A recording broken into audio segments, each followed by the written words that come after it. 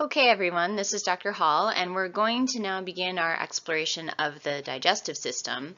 And so the digestive system is pretty different from the things that we've been talking about so far. We've spent the last few weeks talking about the cardiovascular system, the heart, and the lungs, and they all have a lot of things in common, and they work together a lot of the time. The digestive system is new and unique in many ways, so I've chunked this first lecture into two parts, part A and B, so that you can take it in little bits if you need to, and you can easily go back to anything that you want to review.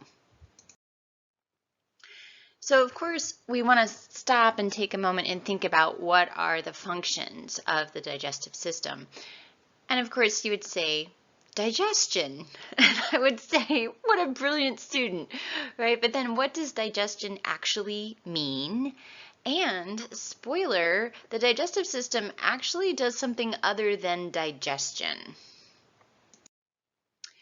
So what are the jobs or functions of the digestive system, which is pictured here in all of its glory and all the different parts that we are going to be talking about, except for the spleen. The spleen is not actually part of the digestive system. It just happens to be located near it.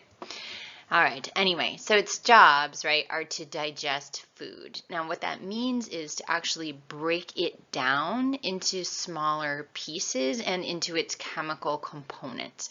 That's what digestion is. Digestion is breaking things down. We have two different types of digestion that we do. There's mechanical digestion, where you're just kind of physically breaking things into smaller pieces. And then there's chemical digestion, where we're actually breaking molecules apart into smaller molecules. The other thing that the digestive system has to do is absorb nutrients, right? So it's not enough just to break food down into its components, then you have to get those nutrients into your body. And so that's the absorption piece, which is obviously crucial, right? So it should be the digestive and absorption system, but we just call it the digestive system. The other thing that it's going to have to do is bring food in and move it through and then push waste out of the body at the other end. So it also has a movement function, and so we're going to see a lot of muscles in the digestive system as well. So the structure of the digestive system, we have two different parts. The first part is a big, long, continuous tube called the alimentary canal. So this is the part that food moves through. So food comes in the mouth, right? It's going to go down the esophagus, into the stomach, into the small intestine, through the large intestine, and then out, right? So that whole pathway, that's one long continuous muscular tube, and we call that the alimentary canal. We also have accessory organs. So these are things that are not part of the alimentary canal. So we have the liver and the gallbladder here, and the pancreas here, tucked back behind the stomach. We also have salivary glands here. So those are the accessory organs, right? They're not actually part of the tube. They're going to be squirting things into the tube, kind of like when you think about when you go through a car wash and things get squirted at you, right? You're not actually moving through the equipment that's squirting stuff necessarily. All right, so that's our overview for the digestive system. Again, I want to reiterate the difference between chemical and mechanical digestion. So mechanical is that physical breaking down into smaller pieces and mixing that food with mucus and fluids. And then the chemical digestion is actual chemical reactions, right? So we're going to break molecules into smaller molecules. We're going to be breaking molecular bonds to do this. So that's why it's called chemical digestion. And so every food we eat is composed of 4 types of organic molecules. In fact, our bodies are composed of just 4 different types of organic molecules. And I'm just going to introduce those to you today, and we're going to talk a little bit about some of them today, and then we're really going to talk a lot about them in Lecture 31, which is part 2 of the digestive system. So these are going to be important. So if you're not taking notes yet, now's a good time. So carbohydrates, otherwise known as starches, their subunits are glucose. So carbohydrates are by definition a whole bunch of glucose molecules hooked and bonded together. So we're going to break those back down into their constituent subunits. Proteins are made out of amino acids, right? So when we eat some meat or some peanuts, we're going to break those proteins down into their constituent amino acids. Lipids, by which we mean fats and oils, their subunit is fatty acids, right? So we're going to break those down into the fatty acids.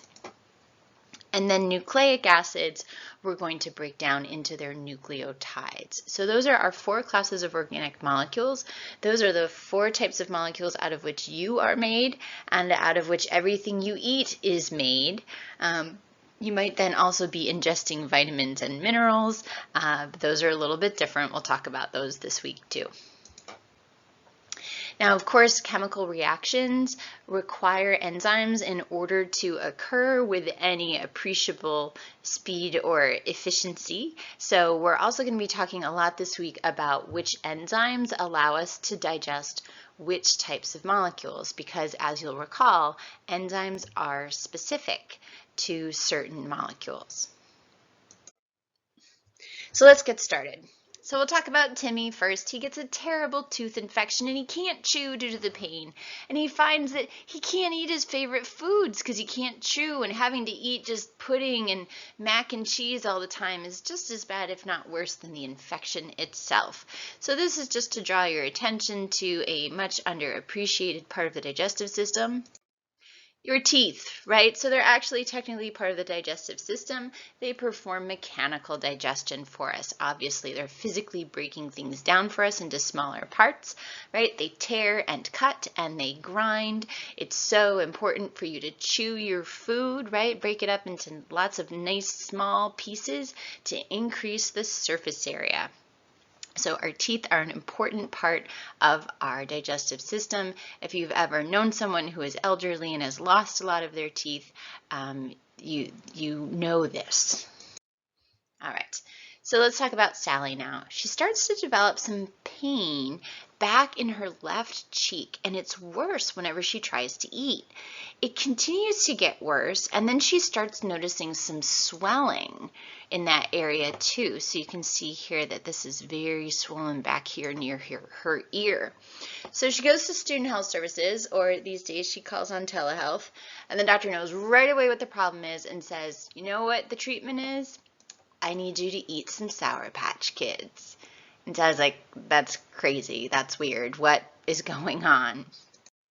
So this is actually a problem with a stone blocking the duct from one of her salivary glands. So in Sally's case, her parotid gland had a stone stuck. So when it tried to secrete its saliva, there's a blockage, and so then it hurts and the salivary gland gets enlarged and swollen. So we have 3 main pairs of glands: the parotid glands here, which are out in your cheek just in front of your ear, your sublingual glands, which are underneath the tongue, hence the name subunderlingual of the tongue, and then your submandibular gland, which is located under the mandible. So they make and secrete saliva, no surprise there. And this is a picture, sorry, I forgot to show you, of a stone right here. There's a little stone in a duct from a sublingual gland. You can't get a good picture of one in a parotid gland, but so that's a little stone. So the reason why we prescribe Sour Patch Kids is when you eat something really sour, even if you're thinking about it right now, this might be happening, you start salivating, right? Your salivary glands start getting really active. So by having people, suck on lemon drops or eat Sour Patch Kids, sometimes you can just flush that stone out of there. Okay, so what is in saliva? Why is it important? Well, for one, it actually contains an enzyme. It contains salivary amylase, and salivary amylase digests starches or carbohydrates. So chemical digestion starts in the mouth, but only for carbohydrates or starches, right? There's really not much for the other types of molecules in the mouth. Saliva also obviously contains mucus and water and bicarbonate to help neutralize any acids. So we're going to get all the food nice and moist and gooey and slippery so it can move through the alimentary canal. And it also contains lysozyme, which kills bacteria. So that's actually one of the reasons why our breath is so terrible when we wake up in the morning. There's two reasons. One of them is because we tend to salivate much less while we're asleep, and so we get less of that bacteria killing action of the lysozyme, and so we have more bacteria in our mouths in the morning. So that's part of why our breath is not lovely. All right, so there's your salivary glands. They start chemical digestion of starches, otherwise known as carbohydrates, with salivary amylase, and they have lysozyme, which is an antibacterial agent.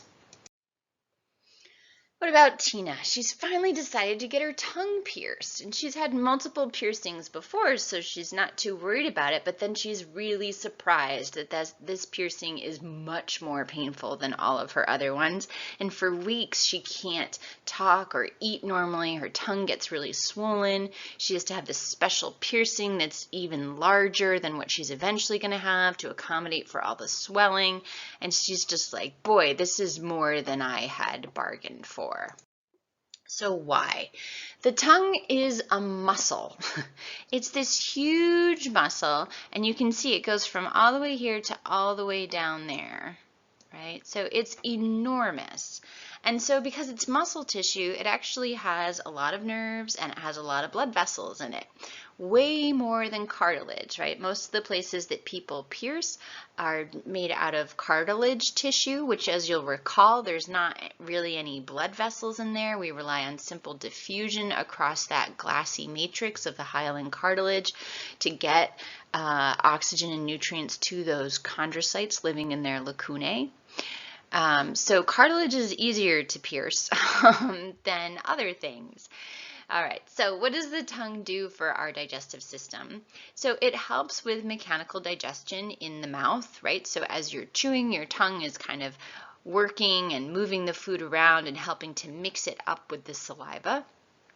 And it's also doing a super important function, which is forming the bolus. And the bolus is this packet of food that we create that's just the right size for swallowing. And so we do this unconsciously, we do this automatically, so we don't kind of realize what a big deal this is, but it's actually really important. So if you've ever watched a baby eat when they're first learning, and like half of the stuff or more that goes into their mouth ends up just kind of coming back out, right? It's really hard for them because they haven't yet developed the coordination to form a bolus or that nice packet of food and then swallow it. So if you've watched babies when they were first learning how to eat solid foods, it's a mess, right? So it takes a long time, but then once you've got it down, it's pretty automatic and we don't realize how important that is. Okay, next is Eli. We've talked about Eli when we did the respiratory system. So remember, this is the guy who, when he's out with his friends, when he's not under quarantine and he's eating and he likes to talk all the time, and he always is choking. So he thinks something's wrong with his throat, but in fact, he's just overworking his epiglottis, which you'll remember is that rigid tab of cartilage that can close down to prevent food from getting into your trachea and make sure it goes down into your esophagus. So you'll remember that the epiglottis is like a traffic cop, right? Making sure that food and beverages go down the esophagus and not into the trachea. So now let's talk about Emma. Emma loves chocolate and tomatoes and spicy foods, but lately she's been having trouble with heartburn, which is this kind of burning type of pain in her chest that often occurs after eating, and she finds that it's worse when she lies down. So she reads up on WebMD and she finds that heartburn is probably not coming from her heart, but from her esophagus. So your esophagus is a long muscular tube that runs all the way from your pharynx up here down into your stomach here. Now your esophagus has to handle a lot of different types of foods, right? Everything from nice squishy pudding to little sharp jaggedy potato chips. So it has to be durable and resilient. So it is lined with stratified squamous epithelium, which is the same type of epithelium that you have on the surface of your skin, minus the keratin, right? So stratified squamous epithelium lines the inside of the esophagus to make it durable, right? So you have many cell layers thick before you get to nerve endings and blood vessels, which is good, right? Every time I eat potato chips, I don't want my esophagus to be all cut up and bleeding. And so what does the esophagus do? It's basically just a transport tube, right? We just have to get down through the thoracic cavity, which is already filled up with lungs and heart. There's no room there. So we just have to kind of bypass and detour through the thoracic cavity and get down to the abdominal cavity where the rest of our digestive organs are located. So it's going to push food down into the stomach through the process of muscular contraction called peristalsis. And just a reminder, no digestion is happening in the esophagus. It is just a transport tube. So this is actually a really excellent video that I've also posted in Canvas for you. It's old, but it's good, and it has some cool x-ray footage in it talking about how the esophagus accomplishes its peristalsis. And so all of the alimentary canal, right, all the way from the esophagus down is a muscular tube. And so it has this outer muscle called the muscularis externa. And there are two layers of muscle. There's an inner circular and an outer longitudinal. So you can see in this diagram over on the right-hand side, this is that inner circular layer of muscle where the muscle runs circumferentially around. So when it squeezes, it's going to pinch in, right, part of the tube. And then you have this outer longitudinal band that runs outside of that.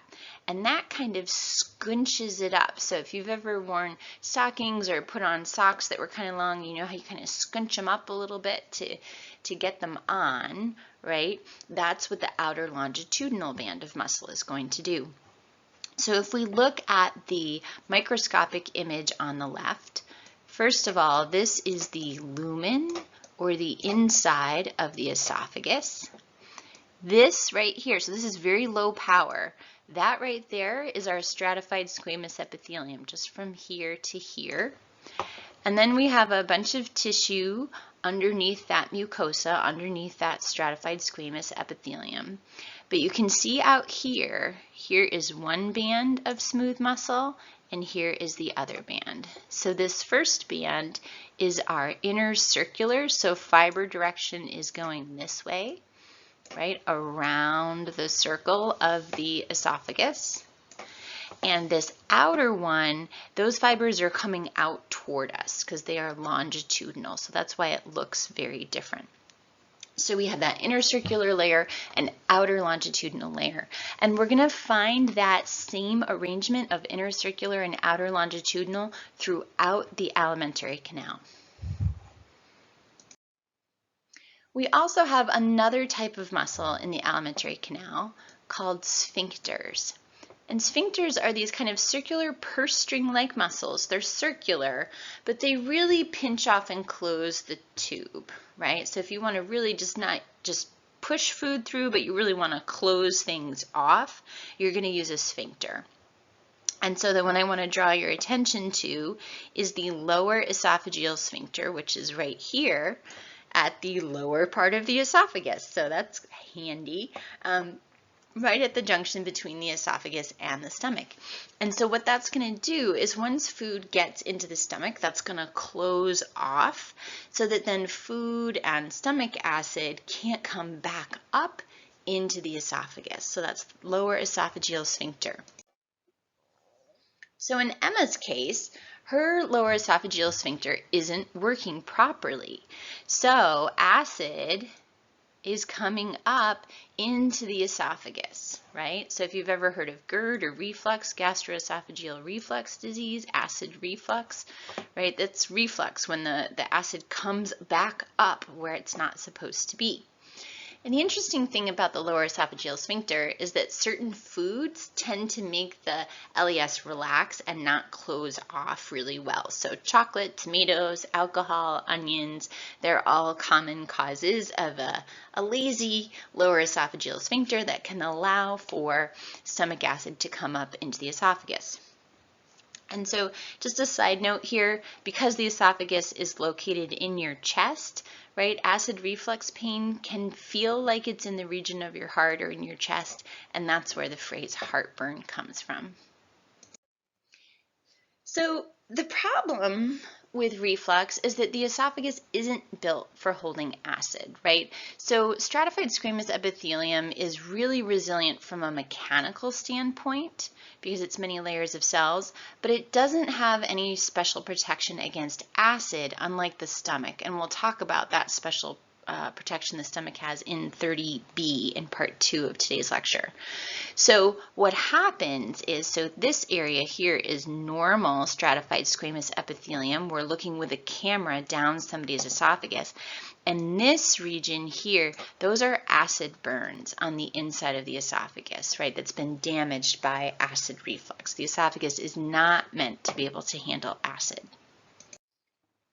So what should Emma do? Well, she should be nice to her lower esophageal sphincter, right? So avoid aggravating foods like chocolate and tomatoes and onions for a while. Also avoid overly large meals, right? Because then it's harder for the stomach to keep itself closed because it's so full. And also avoid eating close to bedtime, right? So you don't want a really full stomach when you're going to lay down, right? You want gravity on your side instead. So you want an empty stomach when you have to lay down. And then you also can elevate the head of your bed a little bit with some bricks. This method up here is more effective than this one down here, because this one down here sometimes tends to put pressure on your stomach, which can increase the problem. The other thing that you can do is reduce stomach acidity, right? So get some Tums or other antacids, either over the counter or if things are severe by prescription. And then avoiding acidic foods, which would be citrus and coffee, cola, alcohol, and tomatoes. So tomatoes get you kind of on two sides. All right, so we've talked about the mouth through the esophagus. So here's a review. So our teeth are going to do mechanical digestion. Our tongue, which forms a bolus for us and also does taste, which is lovely. It's a big muscle and it just does mechanical digestion. Salivary glands help lubricate food. We have lysozyme to kill bacteria, and they have chemical digestion of starches or carbohydrates with amylase, right? So just of complex carbohydrates. The epiglottis is a cartilage tab. It just serves for traffic direction. It doesn't do any digestion. And the esophagus, which has that stratified squamous epithelium to be nice and resistant to mechanical stresses like sharp food, but not to acid, is purely a transport tube and does no actual digestion itself. So we'll pick up with 30B and we'll start then with the stomach.